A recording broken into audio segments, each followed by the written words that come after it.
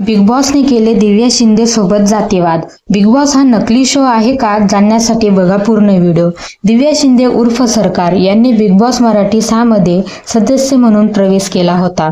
परंतु त्यांनी काही सदस्यांना धमकी दिली आणि त्यांना घराबाहेर जावं लागणार हा आदेश बिग बॉसने दिव्या शिंदेला दिला.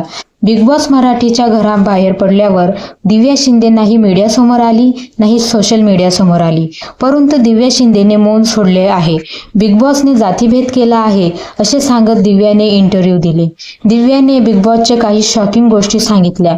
दिव्याने सांगितलं, जेव्हा बिग बॉसमध्ये अनुश्रीने अंडे चोरले होते आणि त्या विरोधात मी उभी राहिली, समोरचा व्यक्ती माझा ऐकतच नव्हता, म्हणून त्याला मी एका उदाहरणासोबत स्पष्ट केले की एखादा माणूस जर खून करून येतोय तर तो माझ्यासाठी एक गुन्हेगारच आहे, मग तो खून करो या चोरी करो.